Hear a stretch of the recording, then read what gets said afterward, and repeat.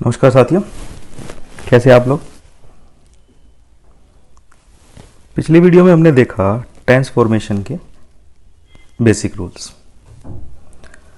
चलिए इस सीरीज को आगे बढ़ाते हैं और समझने की कोशिश करते हैं पैसिव वॉइस को।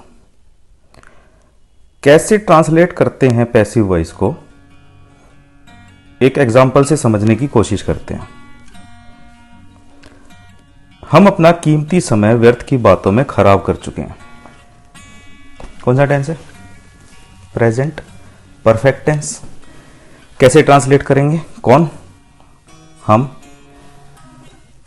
क्या कर चुके हैं? खराब कर चुके हैं। किसको?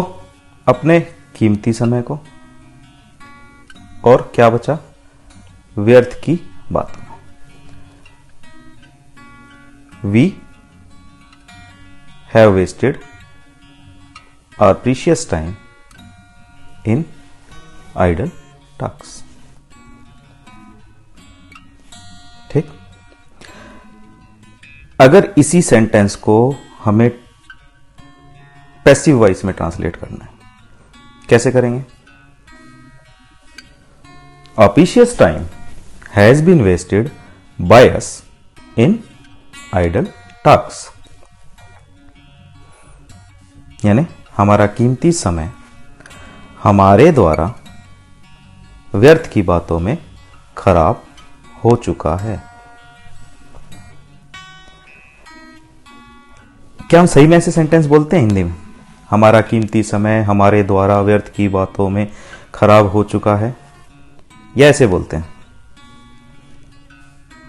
हमारा कीमती समय व्यर्थ की बातों में खराब हो चुका है? तो जब हम हिंदी में ऐसा सेंटेंस बोलते हैं तो इंग्लिश में भी ऐसा ही बोलेंगे। A precious time has been wasted in idle talks. हमारे द्वारा, तुम्हारे द्वारा, उसके द्वारा।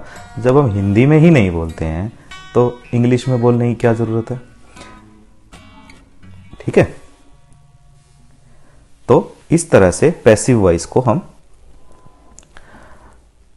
ट्रांसलेट करते हैं। हमारे द्वारा, तुम्हारे द्वारा, by us, by you, by them. इस तरह से ना तो नीड होती है, और अगर इस तरह का कोई सेंटेंस है तो एक्टिव वॉइस में ट्रांसलेट कर लें। अननेसेसरी पैसिव वॉइस की क्या जरूरत है? एक और एग्जांपल देखते हैं। हम इंग्लिश सीख चुके हैं। ठीक। We have learned English. क्या होगा passive? English has been learned by us. हमारे द्वारा इंग्लिश सीखी जा चुकी है। लेकिन प्रैक्टिकली बोलने में हम इस तरह के सेंटेंस यूज नहीं करते हैं। बाय अस, हमारे द्वारा नहीं। क्या बोलते हैं? इंग्लिश सीखी जा चुकी है। English has been learned. तो ये है पैसिव वॉइस का बेसिक। थोड़ा और समझते हैं। सब्जेक्ट, डूअर, जो काम करता है, हिंदी में इसे कर्ता बोलते हैं। एक्टिव वॉइस में इसकी जरूरत होती है। जहां पर सब्जेक्ट है या डूअर है जो काम कर रहा है, या हिंदी में कर्ता, अगर ये है या इसके होने की कोई संभावना है, या हम इसके बारे में बात करना चाहते हैं, तो यूज करते हैं एक्टिव वॉइस। और जब ये सब्जेक्ट नहीं है या हम इसके बारे में बात नहीं करना चाहते हैं तो हम यूज करते हैं पैसिव वॉइस। ये बेसिक डिफरेंस है एक्टिव और पैसिव वॉइस में। सब्जेक्ट है, एक्टिव वॉइस यूज करो। सब्जेक्ट नहीं है या उसकी बात नहीं करना चाहते हैं तो पैसिव वॉइस यूज करें। इसे टेंस के एग्जांपल से देखें। प्रेजेंट परफेक्ट टेंस कैसे फॉर्मेशन होती है, कैसे इसको ट्रांसलेट करते हैं। अच्छा, पैसिव वॉइस की एक बड़ी खास बात है, सिर्फ और सिर्फ थर्ड फॉर्म यूज होती है। वर्ब की थर्ड फॉर्म यानी V3 यूज होती है। तो वर्ब के बारे में सोचना नहीं है, V3 यूज कर देना है। सेंटेंस फॉर्मेशन का रूल क्या है?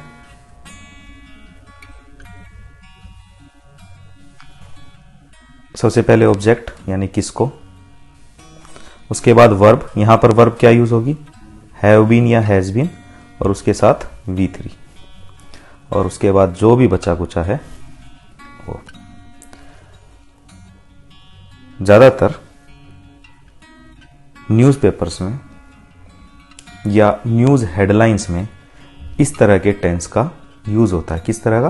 पैसिव वॉइस का। देखते हैं news headline. Saint Xavier's College में 50 किलोवाट का सौर ऊर्जा उपकरण लगाया गया है। किसको लगाया गया है? 50 किलोवाट के सौर ऊर्जा उपकरण को। ये हो गया ऑब्जेक्ट।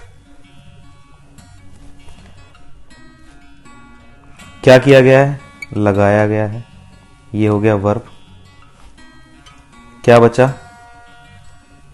सेंट जेवियर्स कॉलेज में बचा कुचा, ये हो गया। तो 50 kilowatt solar power equipment has been installed at Saint Xavier's College. एक और देखते हैं न्यूज हेडलाइन। प्रदूषण से निजात पाने के लिए राजधानी में पानी का छिड़काव किया गया है। किसको? पानी को। यहां पर सब्जेक्ट नहीं है ना, हमें सब्जेक्ट की बात करनी है। किसने किया है, किसके द्वारा किया गया है, कुछ नहीं है, तो पैसिव वॉइस है। किसको किया गया है? छिड़काव को किया गया है, वर्ब। और बचा क्या? प्रदूषण से निजात पाने के लिए राजधानी में, तो क्या आएगा? Water has been spread across the capital to get rid of pollution. तो इस तरह से पैसिव वॉइस का ट्रांसलेशन हम कर सकते हैं। देखा हमने प्रेजेंट परफेक्ट टेंस की हेल्प से। यही एक रूल है। प्रेजेंट परफेक्ट टेंस में लगा, सब में यही लगेगा। सिंपल। पैसिव वॉइस कहां यूज करेंगे? जहां पर सब्जेक्ट या तो नहीं है या हम उसके बारे में बात नहीं करना चाहते हैं। क्या यूज होगा? वर्ब की थर्ड फॉर्म यूज होगी। रूल क्या है? ऑब्जेक्ट, वर्ब और बचा कुचा। ठीक, धन्यवाद।